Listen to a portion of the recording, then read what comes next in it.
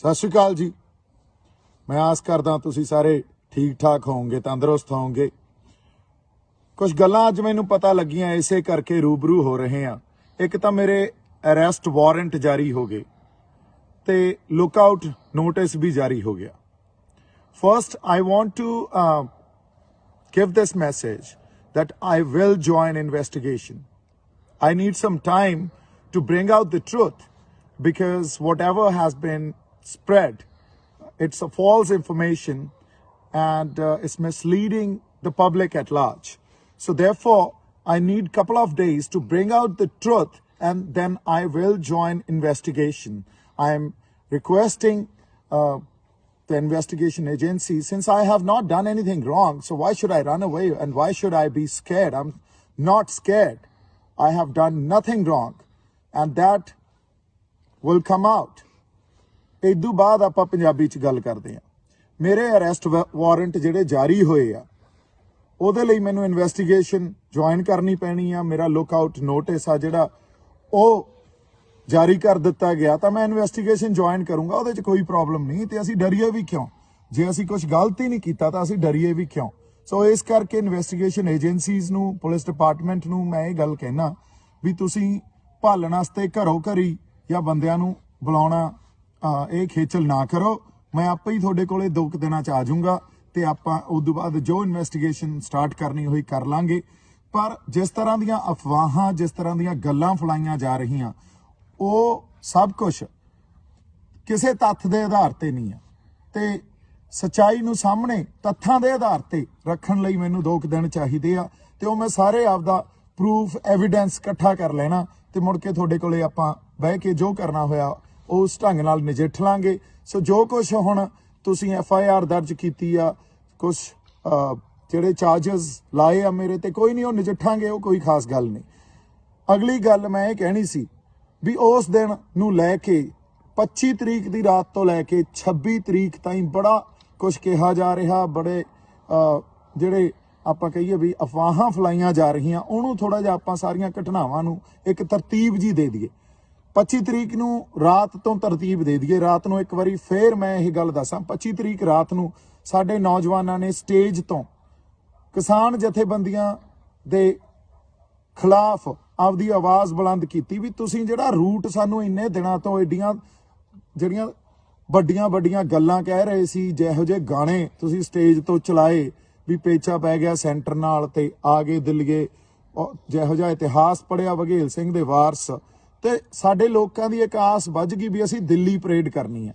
ਸੋ ਇਸ ਕਰਕੇ ਨੌਜਵਾਨਾਂ ਨੇ ਉੱਥੇ ਉਹਨਾਂ ਦੇ ਵਿਰੁੱਧ ਇੱਕ ਆਵਾਜ਼ ਬੁਲੰਦ ਕੀਤੀ।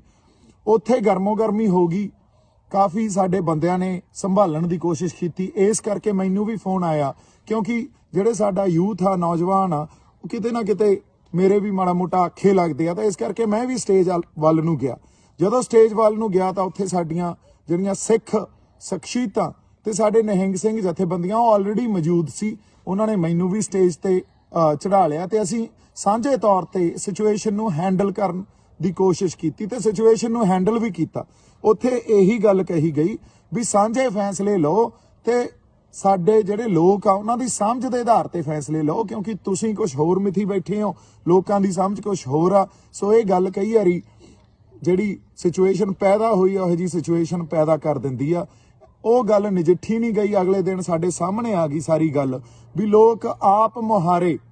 ਪਰ ਜਿਸ ਤਰ੍ਹਾਂ ਅੱਜ ਸਾਰੀ ਇਨਫੋਰਮੇਸ਼ਨ ਦੇਖ ਕੇ ਜਾਂ ਗੱਲਾਂ ਸੁਣ ਕੇ ਲੱਗਦਾ ਵੀ ਉਹ ਇੱਕ ਟਰੈਪ ਵੀ ਸੀ, ਦਿੱਲੀ ਪੁਲਿਸ ਦਾ ਹੋਵੇ, ਸਰਕਾਰ ਦਾ ਹੋਵੇ, ਉਹ ਇੱਕ ਟਰੈਪ ਵੀ ਲੱਗਦਾ ਸੀ। ਕਿਉਂਕਿ ਮੈਂ ਉਦੋਂ 25 ਤਰੀਕ ਰਾਤ ਨੂੰ 7 ਵਜੇ, ਸਵੇਰੇ 7 ਵਜੇ 26 ਹੋ ਗਈ ਸੀ, ਪਹੁੰਚਿਆ ਆਪਦੇ ਟਿਕਾਣੇ ਤੇ।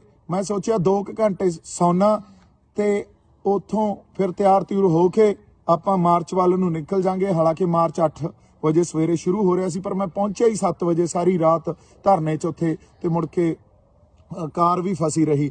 ਐਨੀਵੇ ਸਵੇਰੇ ਮੈਂ 9, 9:30 ਉੱਠਿਆ, ਨਹਾ ਨੂੰ ਕੇ 11:45 ਆਪਦੇ ਟਿਕਾਣੇ ਤੋਂ ਨਿਕਲਿਆ। ਉੱਥੋਂ ਕਾਰ ਤੇ ਨਿਕਲੇ, ਉਦੋਂ ਤੱਕ ਨਿਕਲਦੇ ਇਹ ਖਬਰ ਆ ਚੁੱਕੀ ਸੀ ਵੀ ਲੋਕ ਆਪ ਮੁਹਾਰੇ ਜਿਹੜੇ ਆ ਉਹ ਰਿੰਗ ਰੋਡ ਨੂੰ ਹੋ ਗਏ ਆ।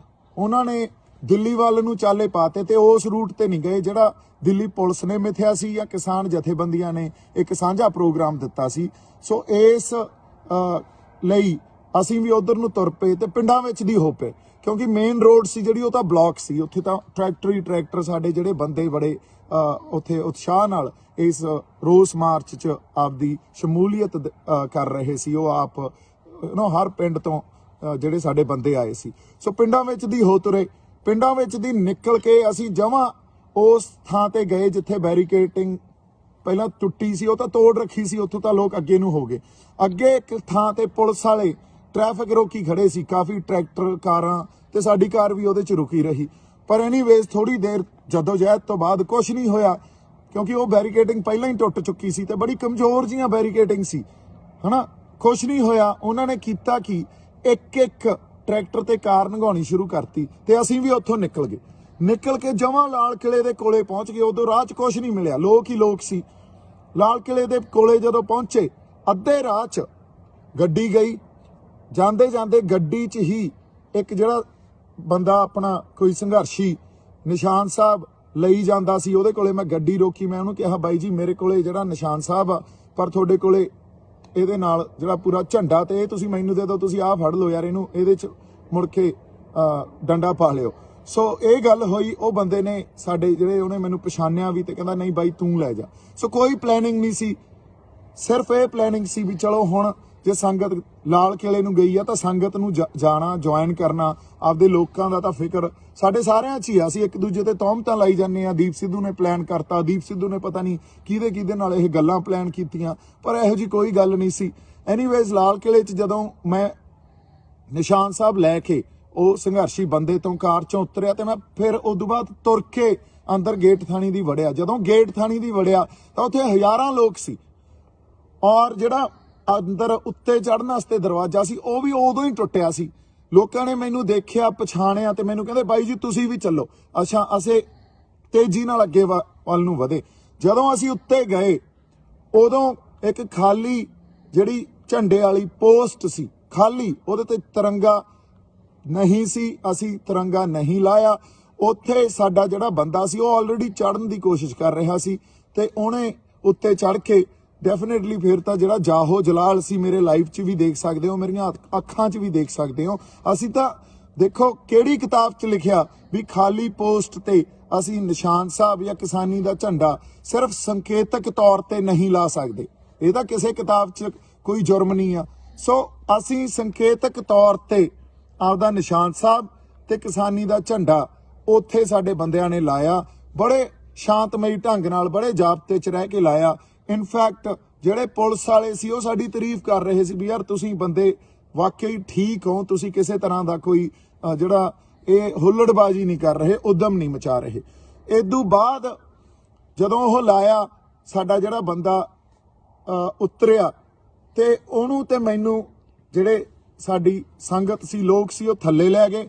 ਥੱਲੇ ਜਦੋਂ ਗਏ ਅਸੀਂ ਤੇ ਉਤਸ਼ਾਹ ਇੰਨਾ ਸੀ ਲੋਕਾਂ 'ਚ, ਸੰਗਤ 'ਚ ਵੀ ਹਰ ਬੰਦਾ ਖੁਸ਼ ਤੇ ਜਕਾਰੇ ਲੱਗ ਰਹੇ ਆ। ਸਾਨੂੰ ਟਰੈਕਟਰ ਤੇ ਚੜਾਤਾ ਤੇ ਮੈਨੂੰ ਕਹਿੰਦੇ ਬਾਈ ਕੁਝ ਬੋਲੋ, ਤੇ ਜਿਹੜੀ ਤੁਸੀਂ ਜੋ ਵੀ ਬੋਲਿਆ ਗਿਆ ਉੱਥੋਂ ਕਿਸਾਨ ਮਜ਼ਦੂਰ ਏਕਤਾ ਜ਼ਿੰਦਾਬਾਦ ਜਾਂ ਆਪਾਂ ਹੋਰ ਜਿਹੜੀਆਂ ਗੱਲਾਂ ਕੀਤੀਆਂ ਉਹ ਵੀਡੀਓ ਵੀ ਤੁਸੀਂ ਦੇਖ ਲਈ ਆ। ਸੋ ਇਹ ਸੀਕੁਐਂਸ ਆਫ ਇਵੈਂਟਸ ਆ, ਮੈਂ ਤੁਹਾਨੂੰ ਦੇ ਰਿਹਾ, ਹਰ ਕੜੀ ਦੇ ਰਿਹਾ। ਇਹਦੇ 'ਚ ਇੱਕ ਵੀ ਗੱਲ ਕੁਝ ਗਲਤ ਹੋਈ ਤਾਂ ਕੋਈ ਵੀ ਬੰਦਾ ਜਿਹੜਾ ਉੱਥੇ ਮੌਜੂਦ ਸੀ, ਜਿਹੜੀਆਂ ਰੂਹਾਂ ਉੱਥੇ ਮੌਜੂਦ ਸੀ, ਉਹ ਇਹਨਾਂ ਨੂੰ ਕੜੀਆਂ ਨੂੰ ਗਲਤ ਕਹਿ ਦੇਣ।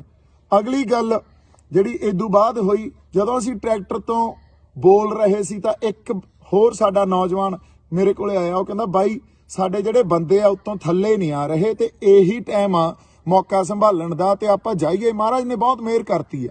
ਅਸੀਂ ਫੇਰ ਉੱਤੇ ਵੱਲ ਨੂੰ ਭੱਜੇ। ਜਿਹੜੇ ਕਹਿੰਦੇ ਆ ਵੀ ਦੀਪ ਸਿੱਧੂ ਉੱਥੋਂ ਚਲਾ ਗਿਆ, ਸੀ ਨਹੀਂ, ਥੱਲੋਂ ਉੱਤੋਂ ਉਤਰ ਕੇ ਪਹਿਲਾਂ ਆਏ ਟਰੈਕਟਰ ਤੇ ਅਸੀਂ ਦੋ ਲਫ਼ਜ਼ ਬੋਲੇ, ਉਦੋਂ ਬਾਅਦ ਫੇਰ ਉੱਤੇ ਗਏ। ਉੱਤੇ ਜਾ ਕੇ ਲਿਟਰਲੀ ਹੱਥ ਜੋੜੇ ਵੀ ਬਾਈ ਜੀ ਆ ਜਾਓ ਥੱਲੇ, ਆਪਾਂ ਥੱਲੇ ਬਹਿਣਾ, ਆ ਜਾਓ ਥੱਲੇ, ਸਾਡੇ ਆਗੂਆਂ ਦਾ ਹੁਕਮ ਆ, ਪੰਥ ਦਾ ਹੁਕਮ ਆ, ਤੁਸੀਂ ਥੱਲੇ ਆਓ, ਆਪਾਂ ਆਪਦੇ ਜਾਬਤੇ 'ਚ ਰਹਿਣਾ, ਸ਼ਾਂਤਮਈ ਰਹਿਣਾ ਤੇ ਥੱਲੇ ਆਓ। ਆਪਾਂ ਕੋਈ ਇਹੋ ਜੀ ਗੱਲ ਨਹੀਂ ਕਰਨੀ ਜਿਹਦੇ ਨਾਲ ਸਰਕਾਰ ਨੂੰ ਕੋਈ ਮੌਕਾ ਮਿਲੇ ਤੇ ਸਰਕਾਰ ਸਾਡੇ ਤੇ ਮੁੜ ਕੇ ਤੌਹਮਤਾਂ ਲਾਵੇ ਜਾਂ ਸਵਾਲ ਚੱਕੇ। ਅਸੀਂ ਬੰਦਿਆਂ ਨੂੰ ਥੱਲੇ ਵੀ ਤਾਰਿਆ। ਉੱਥੇ ਦਿੱਲੀ ਪੁਲਿਸ ਦੇ 2 IPS ਆਫੀਸਰ ਸੀ ਜਿਨ੍ਹਾਂ ਨੂੰ मैं रिक्वेस्ट की भी थोड़े कहे नहीं आना, मैं रिक्वेस्ट करदा। उदों जो मैं रिक्वेस्ट की साडे बंदियां नूं ते ओह वाकई उत्थों थल्ले आना शुरू हो गए। तो उन्होंने ऑफिसर्स ने दिल्ली पुलिस दे मैनू ये गल भी कही भी थैंक यू वेरी मच, आप इनको नीचे लेके जा रहे हैं। उदों बाद कुछ बंदे ने मैनू कहा भाई तुसीं भी आ जाओ क्योंकि थोड़े नाल ये सारे तुर पैणगे। मैं उदों बाद उतों थल्ले नूं चाले पाते, नाल होर भी जिहड़े साडे बंदे सी, जिहड़े साडे संघर्षी उत्थे ही मुंडे मिले सी, वो भी आ गए। थल्ले नूं आउंदे आउंदे एक होर इन्फॉर्मेशन मिली भी गोली चल गई ते साडे 3 बंदे मर गए, जो कि बिल्कुल झूठ सी। असीं वो भी उत्थे ही खड़े हो के कन्फर्म किया, कुछ इहो जी गल नहीं हुई, सिर्फ ये अफवाह फैलाई गई तो लोगों ने भजना शुरू करता। उन्होंने भी रोकया सी भी भज्जो ना, कुछ नहीं होया। अच्छा, रोक के उदों बाद असीं बाहर नूं तुरना शुरू करता किले नूं, ते 3-4 किलोमीटर मैं बिच दी तुर के लाल किले तो बाहर गया। उदों बाद सानू एक स्विफ्ट कार मिली है, दिल्ली दे साडे बंदे सी, उन्होंने मैनू साडे जिहड़ा मोर्चा ਸਿੰਘੂ मोर्चे तो पहला ਸਿੰਘੂ मोर्चे तो उत्थे छड्डिया। उत्थों फिर साडे आपदे ही मोर्चे च आए हुए होर कोई बंदे मिल गए जिन्हां नूं आपां जाणदे नहीं सी, बाकी उत्थे मिल गए। उन्हां दे नाल उन्हां दी कार च बह के, स्कॉर्पियो च बह के उत्थों सुखदेव वाले ढाबे ते गए। सुखदेव वाले ढाबे तो वह भी पिंडां विच दी बाहर दी गए क्योंकि विच दी जाना तो पॉसिबल ही नहीं सी। अच्छा, सुखदेव दे ढाबे ते जाके ट्रैक्टर ते बह के लाइव कीता। ਉਹ हिंदी च इस करके किया क्योंकि साडा जिहड़ा नैशनल मीडिया उदों तक मैनू खबर मिली भी वो अफवाहां फैला रहा तो वह डिविजन क्रिएट कर रहा तो बड़ी नफरत फैलाई जा रही है। इस करके उन्होंने हिंदी च एड्रैस किया। उत्थे ही फिर वो घटना वापरी जिथों किसी खास किसान यूनियन के 2 बंदे पहला उन्होंने ये कहना शुरू किया भी तू हिंसा भड़काई आ। मैं उन्होंने कहा भाई मैं कोई हिंसा नहीं भड़काई, नहीं नहीं इनू फड़ो इनू फड़ो। 2 बंदे होर नाल जुड़ गए तो फिर ਜਿਹੜੇ इधरले पासे जिन्हां तो मैं पुछया मेरे वीडियो च भी भाई थोड़े कोले कोई हथियार सी, तुसीं वो वीडियो च देखियो थोड़े कोले तां कल्ले हत्थ ही सी ना। तो उन्होंने कहा नहीं कोई हथियार नहीं सी जी, हत्थ आ साडे कोले तां ट्रैक्टर आ। सो ये भी तुसीं उस वीडियो च देख सकते हो। उन्होंने ही मैनू कहा भाई तू इत्थों निकल जा। ਜਦੋਂ मैं उत्थों निकलिया तो मैनू वो कहा भाई तू जल्दी निकल जा इत्थों। फिर एक जिहड़ा उत्थे कोई साडा किसान मोर्चे च ही आया होया बंदा सी, ਉਹਦਾ मोटरसाइकिल फड़िया, ਉਹਦਾ प्यार नाल मोटरसाइकिल फड़िया, ਉਹਦਾ नंबर लिया। अच्छा, ਉਹਨੂੰ आपदा नंबर दिता, ਉਹਨੂੰ कहा भाई तू नंबर इस ते फोन कर ली, तेरा मोटरसाइकिल तैनू वापस मिल जूगा। उदों बाद ਉਹਨੇ मोटरसाइकिल देता, वो लैके मैं उत्थों निकल गया। निकल के हरियाणे च ही आ गया, मोर्चे दे कोल ही बैठे आ। ਉਹਦਾ मोटरसाइकिल वापस सुखदेव ढाबे ते पहुंचाता ते ਉਹ ਬੰਦੇ ਨੂੰ ਉਹਦਾ मोटरसाइकिल मिल गया। उदों बाद जो मेरे खिलाफ प्रचार होया हर किसी ने रल के, जे किते साडे आगू उस गल नूं मेरी वीडियो सुनियो ट्रैक्टर ते जिहड़ी खड़ के पाई हुई आ ਉਹ सुनियो, ਉਹਦੇ ਚ ਇਹ गल दसी मैं भी आगूआं नूं बेनती आ जाओ, थोड़ी अगवाही च ही लड़ रहे हैं, फैसला लो। जे किते उत्थे स्टैंड लै लैंदे तो गल ही कुछ होर होनी सी। चलो नहीं हुई, पर सानू एक दूजे नूं निंदना नहीं चाहिदा, तौहमतां नहीं लाउणियां चाहीदियां। कल मैं जिहड़ी वीडियो पाई आ ਉਹਦੇ ਚ वाकई कई बार ये गल हो जाती है भी मैं जज्बाती बंदा, तो ਉਹਦੇ ਚ कईयां नूं ਇਹ ਲੱਗਿਆ भी मैं धमकी दित्ती। नहीं, मैं कोई धमकी नहीं दित्ती। मेरे अंदर जिहड़ा दर्द सी ਉਹ छलकिया, ਉਹ किते ना किते झलकिया भी। सो इस करके ਉਹ ਗੱਲਾਂ कहियां। ਅੱਜ ਜਿਹੜੀ ਆਪਾਂ ਗੱਲ कर रहे हैं, एक तो संगत नूं बेनती है भी मोर्चा छड्ड के ना जाओ, असीं आपदी होंद दी लड़ाई लड़ रहे हैं। तो आगूआं नूं बेनती है हजे भी टाइम आ, आपां एके दा स्नेहा दईए, एके दा सद्दा दईए, सारे रल मिल के लड़िए। क्योंकि सानू जिस तरह की हुण उत्थे हालात बन रहे आ, उन्हां हालातां नूं समझदे होए साडे बजुर्गां नूं, साडियां मातावां बीबियां नूं, भैणां नूं ते बच्चियां नूं हिफाजत देनी पऊगी, उन्हां दी हिफाजत करनी पऊगी। तुसीं वेख लो, उद्दां जे इस गल नूं समझिए, इदू ज़्यादा तो सरकार ने बैरीकेटिंग जिहड़ी कीती सी ਉਹ उद्दां ही कीती सी जिद्दे असीं 26 नवंबर नूं पंजाब तो तुर के दिल्ली गए आ। ਉਹ जिद्दां असीं हुण 26 जनवरी नूं गए, वो तो बड़ा ही हल्का जिहा काम सी, कोई एडी खास गल होई नहीं उत्थे। ते बंदियां ने उत्थों आई लंघ गए, जिवें हर कोई किसी तो भी पुछ के देख लो, हर बंदा हुण यही सोच रहा भी ये तो कोई ट्रैप सी तां कि साडे ते तौहमतां ला सकण, साडे ते उंगलां चक सकण। सो जिहड़ियां गल्लां आपां हुण करनियां ਉਹ ਇਹ ਆ भी इकट्ठे रल मिल के बैठिए ਏਕੇ ਦਾ ਸੁਨੇਹਾ ਦਈਏ। ਹਜੇ ਵੀ ਟਾਈਮ ਆ, ਸਾਡਾ ਏਕਾ ਹੀ ਸਾਡੀ ਤਾਕਤ ਆ। ਅਸੀਂ ਜਿਹੜੇ ਸਿਸਟਮ ਨਾਲ, ਜਿਹੜੇ ਨਿਊ ਵਰਲਡ ਆਰਡਰ ਨਾਲ ਲੜ ਰਹੇ ਆ, ਸਾਡੀ ਜ਼ਿੰਮੇਵਾਰੀ ਬਹੁਤ ਵੱਡੀ ਆ।